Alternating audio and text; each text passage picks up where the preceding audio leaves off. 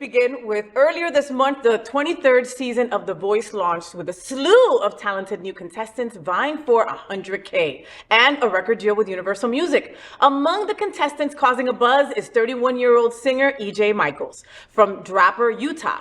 Michels stunned judges with his rendition of Adele's Easy on Me and disclosed his inner turmoil while struggling with his sexuality as a member of the Church of Jesus Christ of Latter-day Saints. Yes, you heard me right. The church opposes same-sex marriage, you all know that, right? And requires gay followers to abstain from dating and sex altogether. After divorcing his wife he married in the church, he began to fully accept who he really was. Since leaving the church, Michels has found love with his boyfriend, Michael. Oh God, so now if he marries him, is he gonna be Michael Michels? I guess so. And feels completely at peace with himself.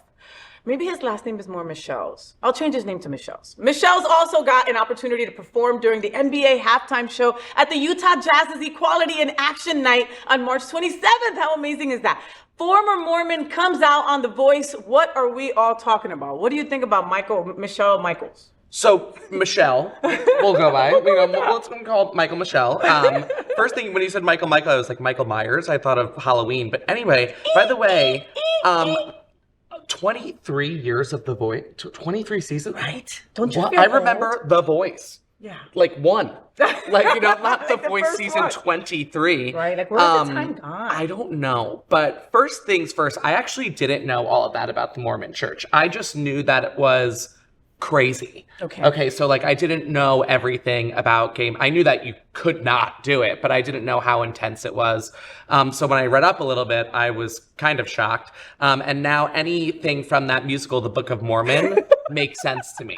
Like it's actually like that. But he looks like what in my mind I would think a gay man from Utah Mormon world looks like just like whiter than white. Yeah. Bald, and his partner kind of looks like him too. So it's like there's that gay thing where some like white gays like go out with each other. I don't know why, but I think he experiences a little bit of that. Outside of all of that, I think he's very talented. And it's incredible that he got to perform at the halftime show and that he's found love and he's happy. Right? I mean, can you imagine? I mean, come on, we have to be in reality.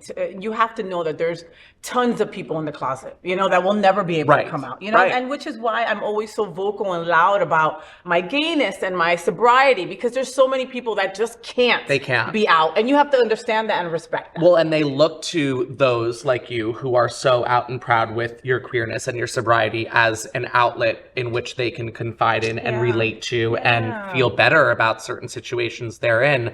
I just hate the thought of anyone not living their true authentic self. It takes me back. But also, like, isn't it weird? I mean, come on, the Mormon church are the people who have multiple wives, right? Just want to be double checked. I think so. I think that it's like multiple wives, and then I think there's like a head wife, you know, like one who calls the shot, like the head bitch. The main bitch? Like the main bitch. Like, and then he's got his sneaky links and his side pieces. What I'm more concerned about is that in Utah, like you can't like do anything on certain days because they have all of these different religious laws that are in place that literally take us back to like the 1800s.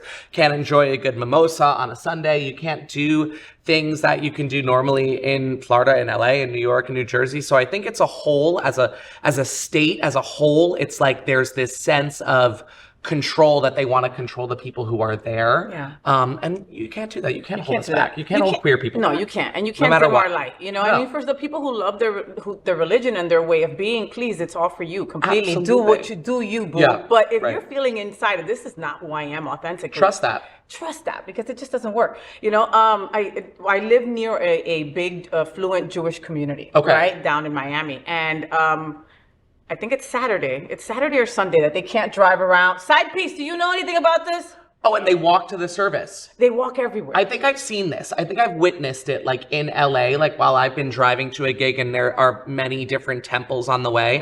And I've seen in packs going families for the, and walk families going to because they can't, you know, they can't press the button to an elevator. They can't do any manual labor, you know, even though pressing an elevator is not really manual labor, but it is. But these folks, I mean, you can say whatever the hell you want to say, but in my mind, I'm like, man, these are dedicated folks, you Of know, course. because it's Miami, it's South Florida, it's 100 degrees, and they're dressed all in black with 15 Hot, layers. girl, it's hot, and Okay? they are in Hats and hair, and I'm like, wow, that's freaking dedication. Like, if to be gay, I had to dress like that, I would stay in the closet. I would be living in the closet. Okay? In air-conditioned closet. In an air with a head to ceiling fan. Okay, floor to ceiling fan. Yes. saying. No.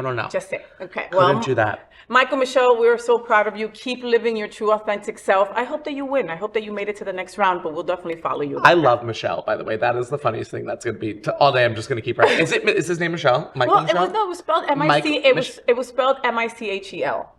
So I should have said Michelle. Michels? Michels? I don't know. I don't know, but you out, bitch. So it don't matter. You good. Michael's, Michelle's, Michelonia. We can call you whatever. You All ain't your in friends there. are going to be calling you Michelle now. Your name is Michelle now. There, say Faye what sent you with a new name.